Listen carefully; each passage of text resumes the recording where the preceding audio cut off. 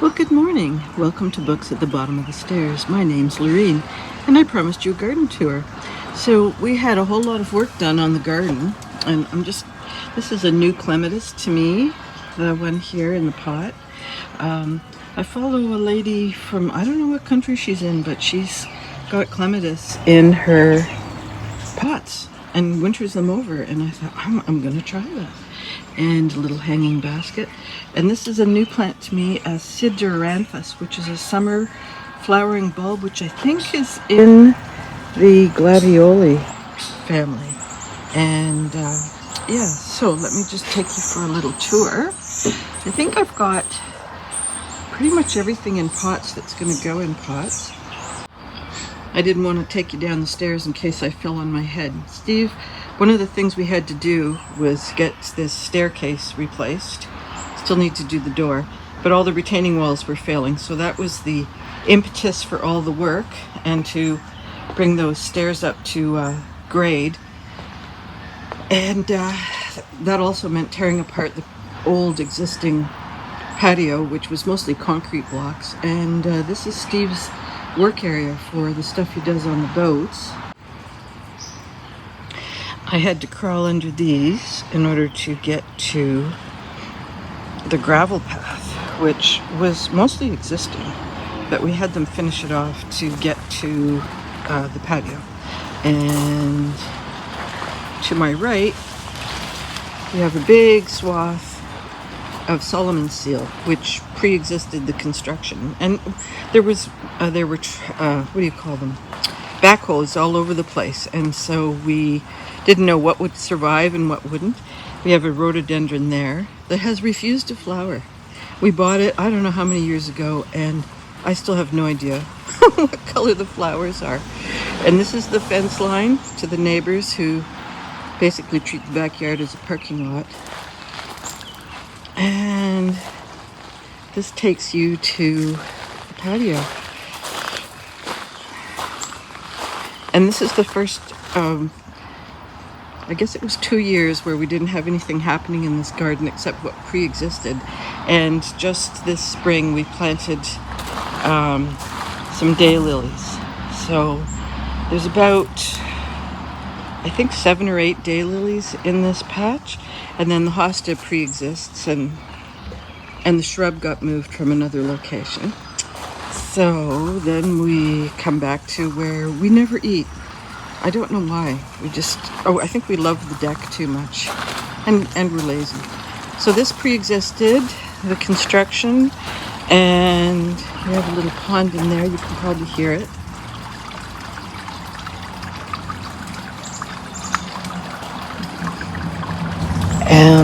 This is a big hosta that needs to be divided, but every year we keep going. Maybe next year.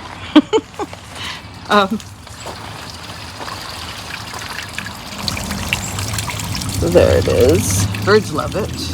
Blue jays are very demanding. This is mayapple. Let's see if there's anything in bloom. Well, maybe, yeah. I really love this flower. It kind of goes wherever it wants to, and it's so cool looking up from on top, but then you get underneath and there's these beautiful white flowers. It's really one of my favorites, although it doesn't show very much. And a holly. This is a rental property behind us, and one year, in one of the hurricanes, because we have many, a whole bunch of weights fell off and took out all the branches on one side of the holly, so you can't see it from here, but it's basically a one-sided holly. And I just stepped on my hosta. Oh, poor little hosta. Okay, then, so that pre-existed the work, and then all that stonework was done, and they made us a little electrical thing that we've camouflaged with stone. There it is. So that we don't have the backyard covered in electrical wires to make the fountain work. Then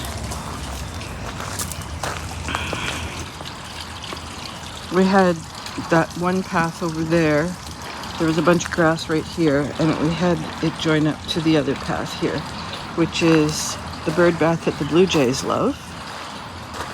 I think they own it. And then it brings us around to the shed. And again, it was just all ground and muck. So we had them put in the plain old patio stones so that Steve has a place for boats number 700 million and boats 700 million and 2. And that's sort of where the property line is that everybody ignores. And we have a little maple forest because the neighbors never do anything. They mow twice a year. So I think, I actually know who the guy who owns it. I could creep over into their yard if I wanted to, but I don't really want the extra work. And then this is the back end of the garden. Okay, so let me take you back.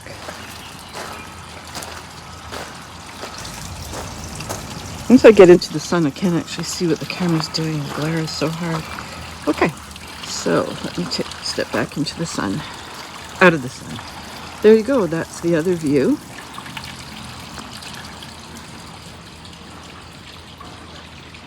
Steve's helping me clean up.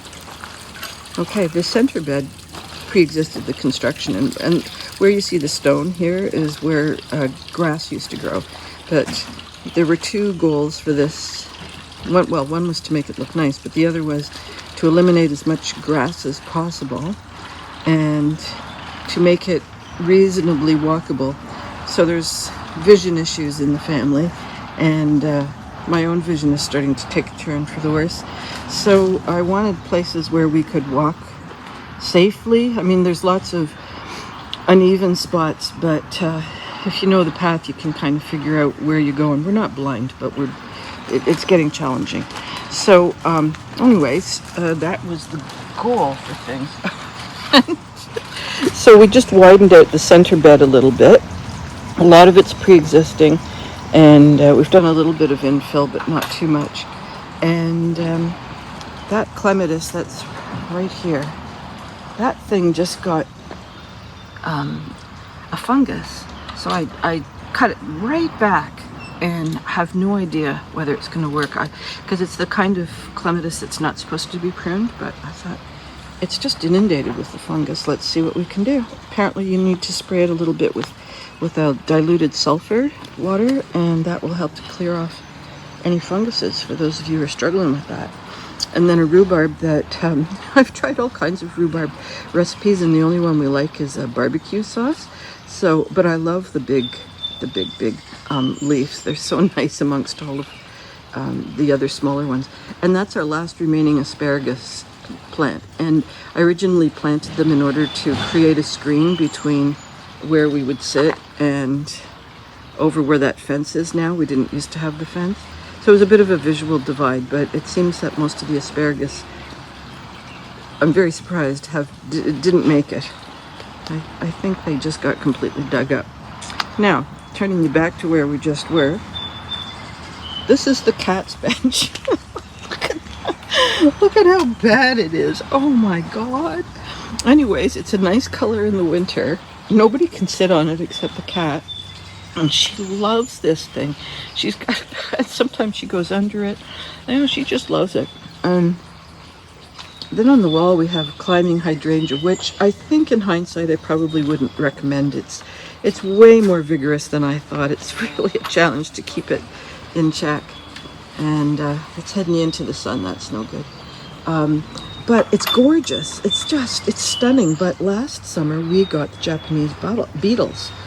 And you're supposed to pick them off. Well, I've been checking this shrub or bush, vine. It's a vine. I've been checking. So far there's nothing. So I don't actually know whether they're going to leave me alone, whether they're a late summer bug, which is when we're not here. But anyways, nothing so far.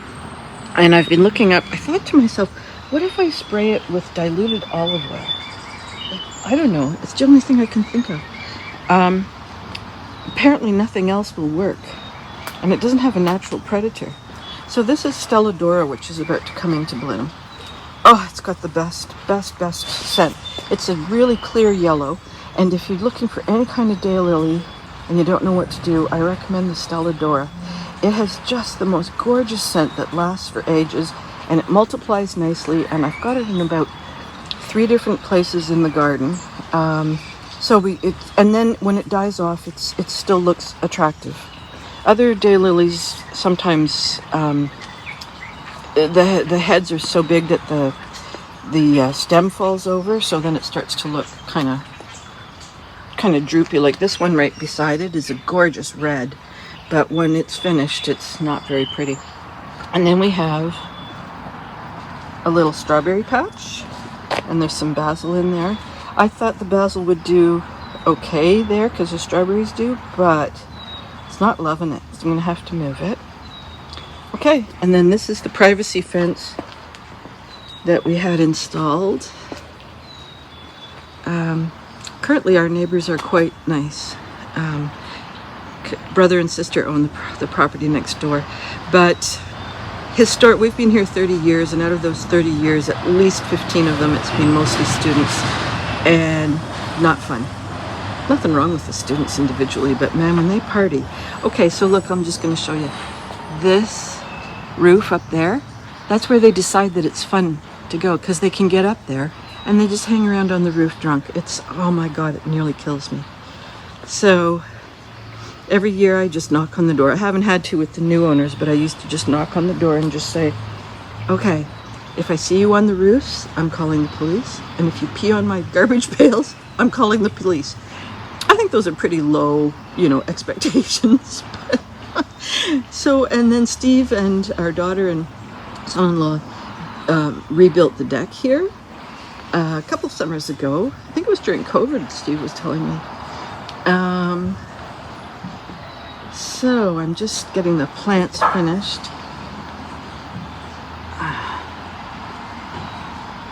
Got a few leftovers, so I'm not sure what to do. It's unusual. I usually have everything well calibrated, but I didn't this year. Okay, so what ends up happening is we can swing this open if we have people over and they're nervous about falling off the deck, and it latches right there, and that gives us a really nice little enclosed space.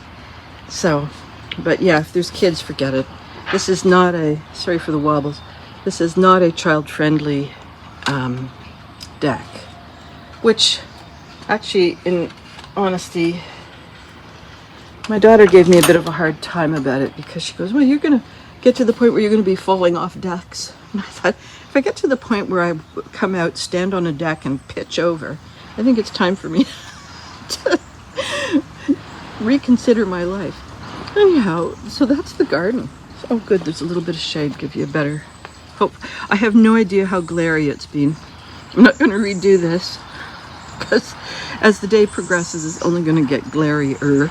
So about 2 o'clock, everything shifts again, and it will be shady for the rest of the day, which is why the basil doesn't do great. It needs more sun. Yeah, so this is definitely a July garden. No, June, July. Early June. It'll kind of do nicely until the end of June.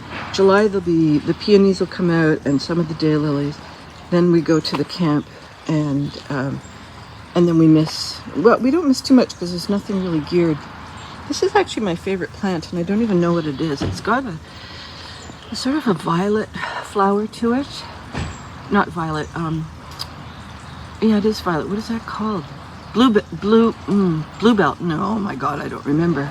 Anyways, I just love it. It's my favorite color in the world, but it's hard to, it for some reason doesn't reseed. With all those flowers, you think it would be a real reseeder. And this is rue. If you can get rue, that is another really pretty little plant. And it looks like maiden's hair fern, but isn't. And is not quite as, what's that word? Delicate. It's not as fragile, I guess. Oh, we definitely leave 2 clumps, that clump and this clump of grass, because Missy likes to have some grass to chew on.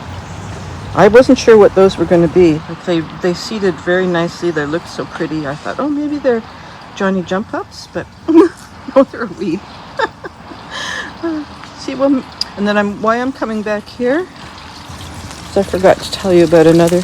Astilbe do really well in pots. So if you're looking for a balcony garden suggestion, I would go with the Astilbe. That's a lamium that also I didn't know how that would do. So this one over the winter, so this whole pot goes into the shed over the winter, but I think it could stay out on the balcony. And right here, this little guy is also a Astilbe, but it's a dwarf Astilbe. So it stays in there, goes into the shed over the winter, and in a couple of weeks it'll come up nice and pretty too. But what I wanted to show you, this is the painted fern. Oh, I struggled with it in the beginning. I had to keep buying, and I was determined. And eventually it started to reseed itself. And there's somewhere to the left over here, I've got someone who's crept away from the crowd and is hopefully going to give me another pile of painted ferns. Oh, you know what? I'm also going to tell you about this one, Epimedium. This one is so cute. It's sort of evergreen. It goes to it dies off, but it keeps its leaves. And the flowers have just finished. But underneath, before it fills out like that, it gets the cutest little pink and white flowers. And it fills in quite nicely. This is about a 10-year-old piece of greenery. Yeah, so I guess I'll end with the fountain. Thank you for joining me. And I have no idea whether the next part is going to be books or not, but just in case, I hope all your reading dreams and adventures continue to come true, and I will see you sooner or later.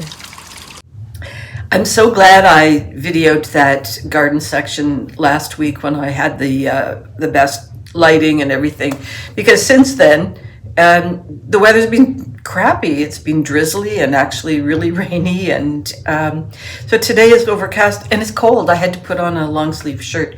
So yeah, I'm glad I grabbed the opportunity while I had it.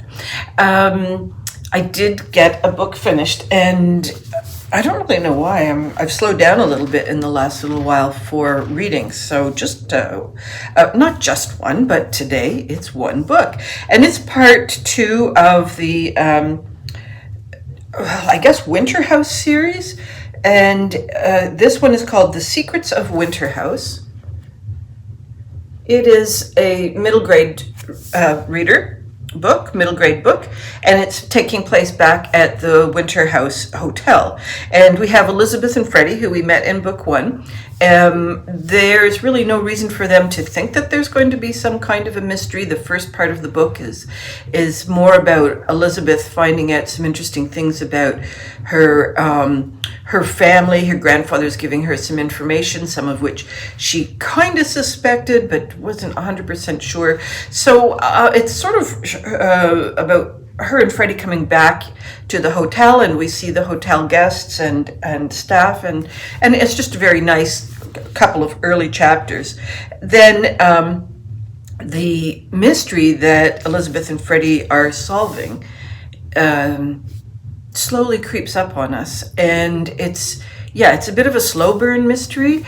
There are some things that happen that are logical outcomes from the ending of the last book. Not everything was completely resolved, and so we're starting to see the resolution of those things. This book ends with there's sort of a little quiver that something is going to happen. I do know there's a third book, but we just get a little quiver at the tail end of things that lets us know all is not exactly settled. I really enjoyed this. It was definitely a comfort read. I was reading it in the evenings, really enjoyed just sitting down for a couple of hours and getting into it. It was the kind of book that was really nice with a cup of tea on the side.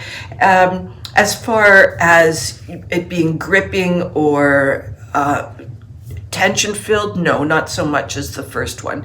Freddie doesn't play as big a role in this book. I kind of missed that. He's got a very interesting scientific approach to things, but this was more about the character development of Elizabeth. She's now, well, if I say the next sentence, it's going to be a spoiler. She's now in a situation where she can actually start to think about who she is as a person, and how not only does the world perceive her, because she has a couple of interactions with the guests that she's rather immature about, and she gets called on it, and so she's in that moment of like, who do I want to be in the face of these kinds of interactions, and sort of not so much the big good and bad that often adventure stories confront, but more the sort of internal good and bad. How can I solve this problem? How can I approach this challenge? So I guess there's sort of an internal integrity barometer building up for Elizabeth. And I found that interesting because quite often we see this age group coming into a conflict where they've got to make fast decisions, and they've got to be relying on instincts and or words or advice of someone who's older or more stable, and they're kind of relying on external voices in order to grow. And this one, Elizabeth is really taking the time to think things through for herself, and she has options. She could choose to be a really horrible teenager. She's not there yet. Although I suppose, you know what, that might make an interesting series, Elizabeth and Freddie as teenagers. Right now they're about 11, 12-ish. So I recommend this. I did purchase this because I thought it was a fun enough series that I would probably come back to it in my old age. So I am going to call Bookmark in a few moments and order the third one, which is called The Winterhouse Mysteries. Yeah, so I think that's it for me this week. I hope you really enjoyed the garden tour. I'm putting it first so that those of you who are the true blues get to the end of the video and you're rewarded with the book. And for those of you who are looking for some eye candy, you got that to begin with. I hope all your reading dreams and adventures continue to come true, and I will see you next time. Bye-bye for now.